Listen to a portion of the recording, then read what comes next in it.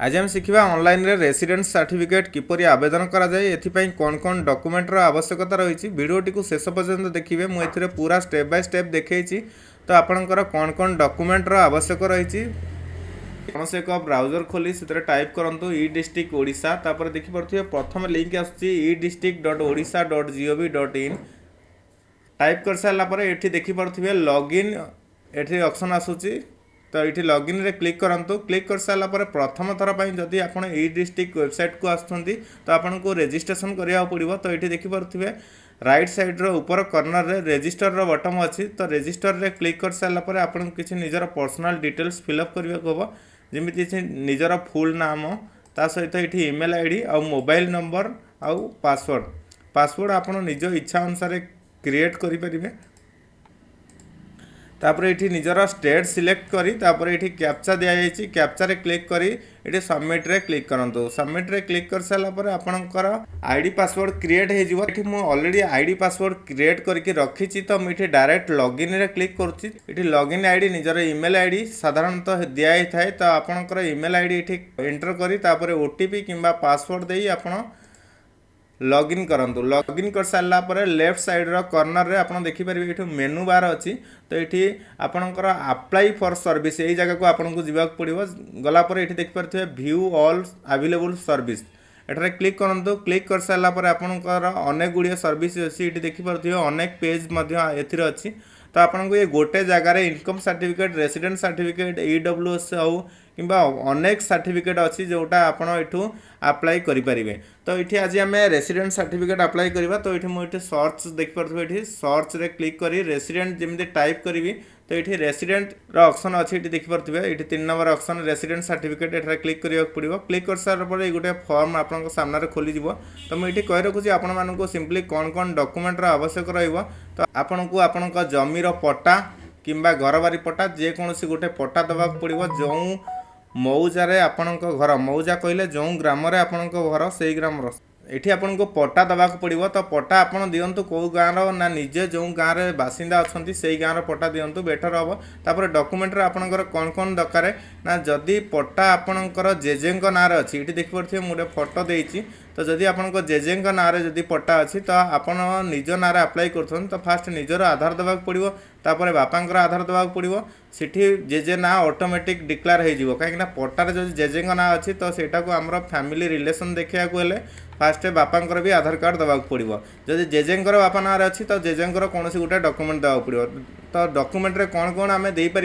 ना आधार कार्ड हो voter ID हो लाइट बिल हो तो आम चेष्टा करवा आधार कार्ड किंबा वोटर आईडी दवापाई तो जदि आपणक निज ना आधार कार्ड रे ठीक अच्छी तो कौन डॉक्यूमेंट आवश्यक ना जदि निज ना भी भूल अच्छी तो आपड़ ता बदल में बाथ सर्टिफिकेट हो कि दशम सर्टिफिकेट हो एपरी डॉक्यूमेंट देपारे ये देखिपे लास्ट रे गोटे डिक्लेरेशन पेज अच्छी तो डिक्लेरेशन गोटे आपन को फिलअप करने पड़ो सेल्फ डिक्लेरेशन ये जो फॉर्म रो कॉपी मु वीडियो लिंक रे देदेवी डिस्क्रिप्शन रे देदेवी आपन सिठू डाउनलोड करेंगे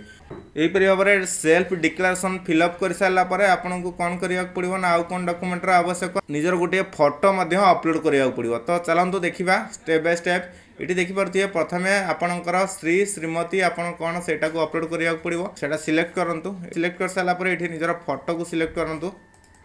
फोटो सिलेक्ट कर सारापर ये जेंडर तो ये देखिपे ये आप मैरिड कि अनमैरिड तापर ये age Aadhaar number father name mother name mobile number email ID mandatory नाई आपन चाहिए दे पारे नचेत नाई ईमेल आईडी देले बेटर हम आपणकर जो सर्टिफिकेट अप्रूव है से automatic by default email ID की आसीज तो ईमेल आईडी दिंतु से बेटर रहा ये प्रेजेंट एड्रेस आउ परमानेंट एड्रेस दुईटा को एड्रेस देवा पड़ो जदि present address permanent address same अच्छी ताल आप सेम देपारे ये देखिपे ये गोटे जिनस if any person other than applicant filling the application जदि आपण निजे निज फॉर्म फिलअप कर नो रखिए जदि आप निज पिला अप्लाई कर छोट पिला केस रे तो आप कौन करेंगे ना ये एस करके निजर नाम देवे तापर ये आप्लिकेंटर रिलेसन आपणकर कौन से फिलअप करने पड़ो मुझे नो रखुची तापर ये देखिपे प्रपोज आपड़ जो सर्टिफिकेट आवेदन कर प्रपोज कौन गवर्नमेंट स्टडी कि गवर्नमेंट कि कौन जेकोसी कम आप अप्लाई कर स्टडी अप्लाई जब कर लिखिपारे स्टडी तापर ये डिक्लेरेसन प्लेस अच्छी तो आप निज ग्रामर नाम देपारे कि आपणकर ब्लॉकर नाम कि डिस्ट्रिक्ट नाम जेकोसी तीनोटी मध्य जहाँ गोटे देले सेटा चलो। तापर आई एग्री रे सिलेक्ट करूँ सिलेक्ट कर सारापर ये बाय डिफॉल्ट आपणकर आड्रेस हिसाब से आपणकर तहसिल शो कर ये तले दि जाइथिबा कैप्चा रे क्लिक करी तापर ये सबमिट रे क्लिक करंतु। सबमिट रे क्लिक कर सारा पर आपन सामने पूरा फॉर्म जहाँ आप फिलअप करछंती आपन सामने प्रिव्यू खोली ताकू भल भाव देखि नियंतु थरे।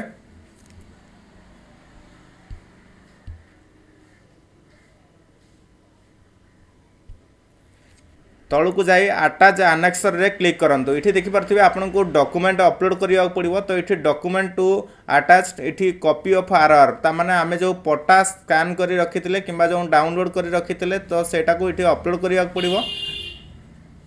इठी कॉपी ऑफ आरआर छड़ा आपन इलेक्ट्रिसिटी बिल हो किंबा वाटर बिल हो किंबा आपनकर वोटर आईडी हो ए सब मध्य देई परिबे।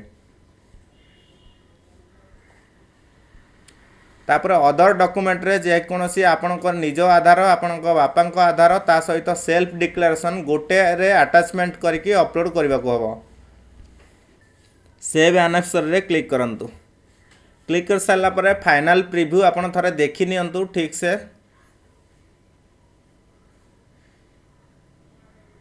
आपन जो डॉक्यूमेंट अपलोड करिसंती ता ऊपर क्लिक करी कॉपी ऑफ आरआर ऊपर आपन चेक करि परिबे कौन से भूल डॉक्यूमेंट अपलोड होईची कि नाही जदि ठीक अछि ताले ताकू क्लोज करि परिबे। सबमिट रे क्लिक करंतु। सबमिट रे क्लिक करला परे आपन सामने गोटे रिसिप्ट